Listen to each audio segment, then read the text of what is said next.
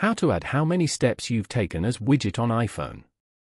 To get started, first of all go to your iPhone home screen. Over here, long press on any empty area of the home screen until the icons start to wiggle and a minus sign appears on each app icon. Go to the top left corner and tap on Edit. Then, tap on Add Widget. Here, scroll down and select Pedometer as shown. Swipe to view and choose the step count layout that you want and then tap on Add Widget. After that, tap on Done above. You have now successfully added the step count pedometer widget to the home screen.